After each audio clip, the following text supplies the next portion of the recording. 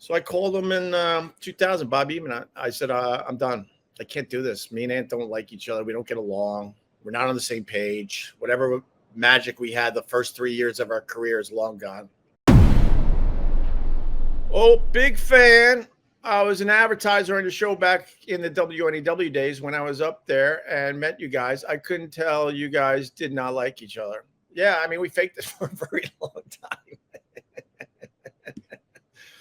Which was just eating away inside. I think I could talk for Anthony too. It was eating both of us from the inside out.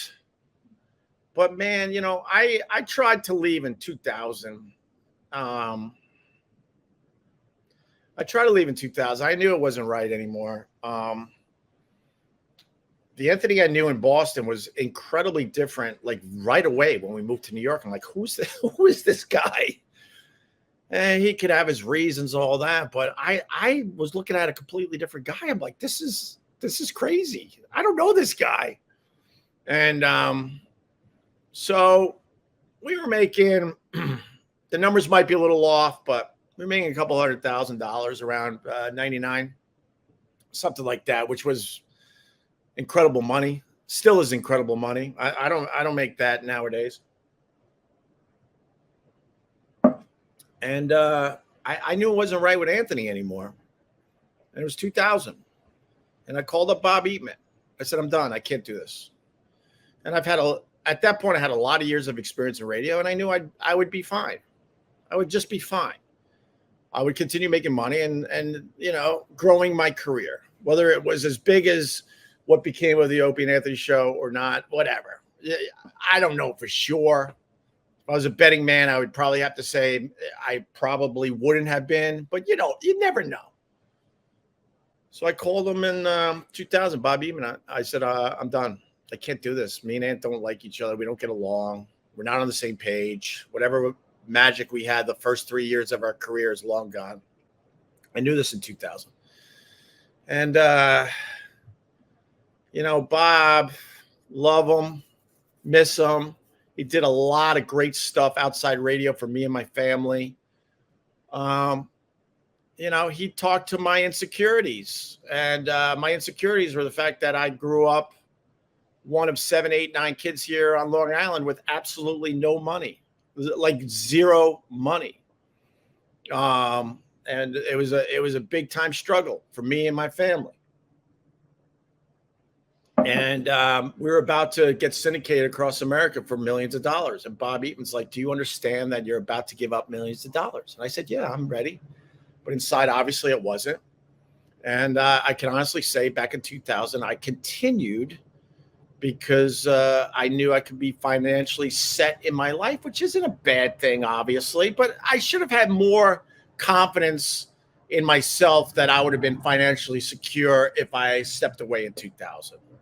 Maybe not to the extent that the Opie and Anthony show gave us, but I should have been more confident, I should say, in my abilities. And Bob knew how miserable I was, but, no offense to Bob, but he's also thinking about his 10%, which was a big number because he was getting 10 from me and Anthony. And I'm not sure if Jimmy was represented by Bob at that point, but it would be 10% of Jimmy's as well. But I'm not positive about that part of the puzzle here. And then, also my ego got in the way. I'm like, wait, we're about to be heard all across America. So I sacrificed happiness to do a show that I knew I didn't like the person anymore to make a lot of money.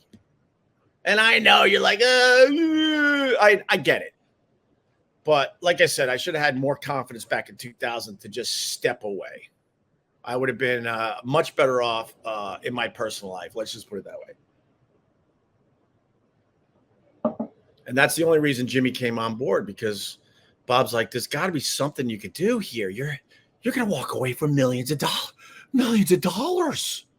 I'm like, yeah, so, and then, Jimmy was calling in to the show, and he was pretty good. And then we took that shortcut. I'm like, well, we're working with this guy, Jim Norton. Maybe we could bring him on board. And then that gives us both a person we could talk through, because me and Anthony didn't really want to talk to each other anymore. Got a little better after that. And then we found some kind of understanding. We found a lane, me and Ant, even though we didn't like each other. But, for many, many years, I'll say it. I haven't said it in a while. As soon as those mics went off, we barely talked to each other and barely looked at each other. And then it got to a point, as soon as the mics went off, I left the studio until we came back from those long commercial breaks, because I couldn't stand even just sitting in the same room as the guy. And I now know that Jimmy, even though he worked on the Opie and Anthony show, he wasn't the best choice. Jesus, we could have picked any comedian out there. What I should have done was taken my time. And then, obviously Jimmy would have been a part of the show, of course, but to be full time, I now know there were way better choices. And the players. Brewer at the time would have been a better choice. Patrice O'Neill would have been a better choice. Bob Kelly would have been a better choice. I'm sure I'm missing a few in there. But to be fair, it absolutely did work for many years with Jimmy.